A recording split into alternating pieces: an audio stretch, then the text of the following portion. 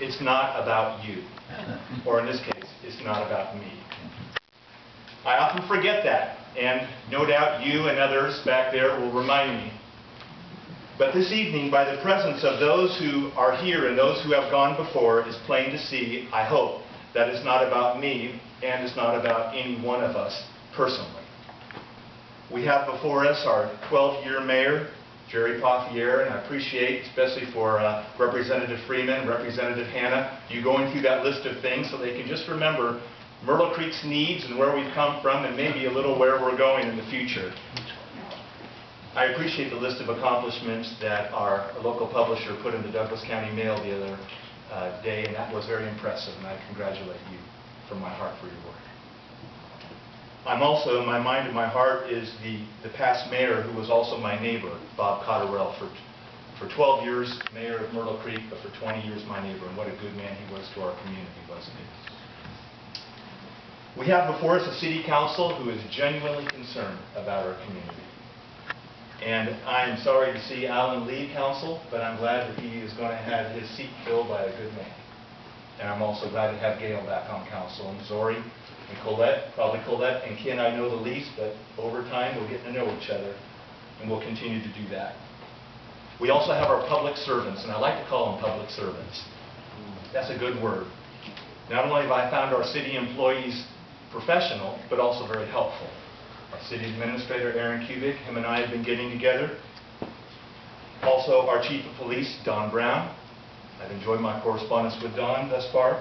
The budget manager, Edie Calkins. And the new public works director, Sean, I think it's Nair Urban. Close enough. Our parks director, Dan Van Cleve. My son is hopefully going to do his Eagle Scout project, working at our local park this summer.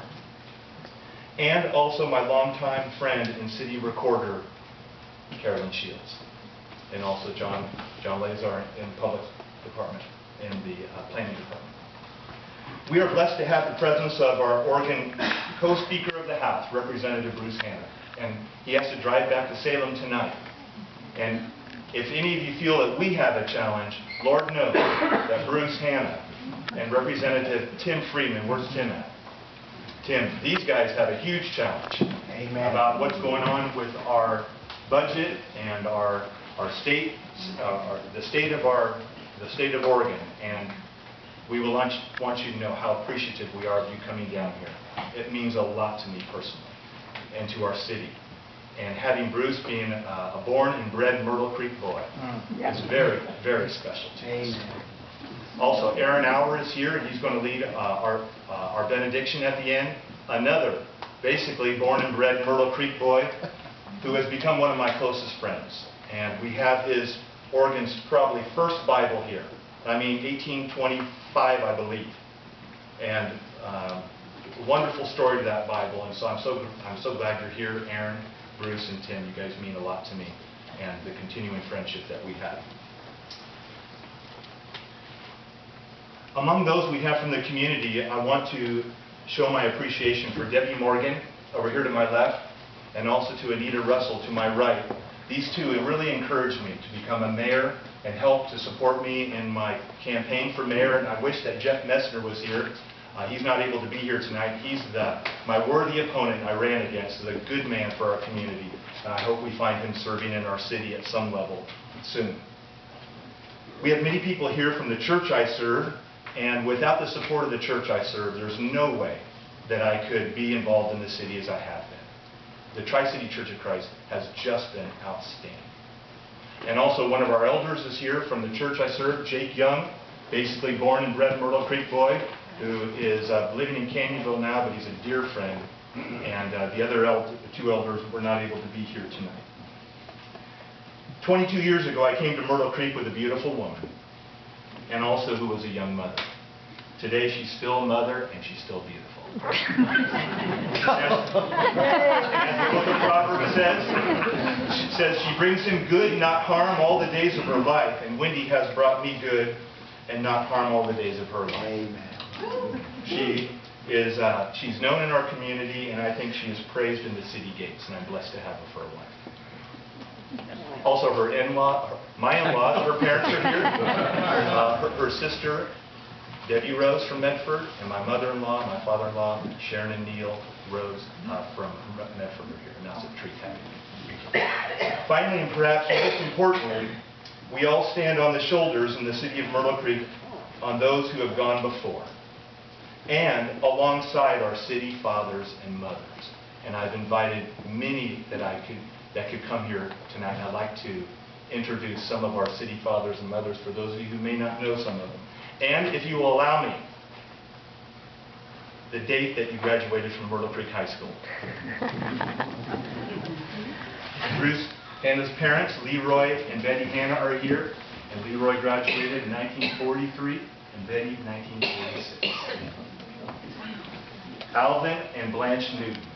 And Blanche is truly our city's historian. Alvin graduated in 1945. And if you would, just put your hand up for those who don't know. Alvin and Blanche, 48. Dick and Florence Cheney. And Dick graduated in 1944, basically. Went into the military in 1944 and just had his 80-some-odd birthday a couple days ago. Dora Dyer. And she is here. She graduated in 1948, Gaze Creek High. Right. And she was married to Gordon. He passed away last year. Yesterday, a year ago, yesterday. A year ago yesterday. Yes. He graduated in 1942, Myrtle Creek High. And then we're really honored to have Donna Woodruff here tonight. Graduated in 1942, Myrtle Creek High. And then also our dear friend, Lucille Sellers. Graduated in 1942, Myrtle Creek High School, and we dearly miss her husband, Ray. You are a large part of the inspiration. Yeah, give a hand.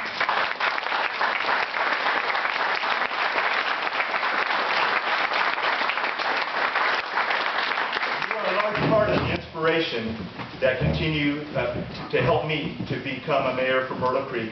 And I promise to try to be the type of person and to lead the city in such a way that it would be the Myrtle Creek that you're proud of. A long time ago, I heard about a farmer working near the road leading to town. And a man in a car pulled over and left the window down and asked, "Mister, I'm moving into town ahead and I want to ask you what type of people live in this town." And the farmer paused and thought for a moment. Then he asked the driver, "Well, what kind of people lived in the town you were from?" "Oh man," the driver said with a frown, "they were some of the worst people that I ever came across. Lazy, mean, crude, druggies, drunkards. I mean, they'd steal the wheels right off your car in front of your home." "Well," the farmer replied, "we have some of those people in our town." The man went on his way. And later on that afternoon, another man in a car stopped and saw the farmer and pulled down and brought the window down and said, "Mister, I'm starting a new job and I was wondering if you would tell me what kind of people live in the town up ahead." And the farmer paused and stated, "Well, mister, what were the people like in the town from you came from?" "Oh, let me tell you," the man beamed with pride, "they were some of the kindest, most helpful, and decent people I've ever met." To which the farmer replied, "We have people in this town like that too." The first day I moved in to Myrtle View Drive, Halloween 1989, my next door neighbors, Gina and Lois Tapp, that would be Bev Parsons' parents, came over and brought a hot apple pie to us. That tells you the kind of people I found in Myrtle Creek. I'll be straight with you. Our community has a lot of problems. I just read in the news review today that 40 homes in Douglas County were affected by divorce. 40 homes in the last 30 days. I'm not casting any stones on a single person because there are so many factors present in our community that bring stress upon the family and the marriage. Would you agree? In a national county health rankings, Douglas County was ranked 32nd out of 33 counties with health outcomes such as premature death, obesity, binge drinking, teen birth rate, uninsured adults, children in poverty, and diabetic screening.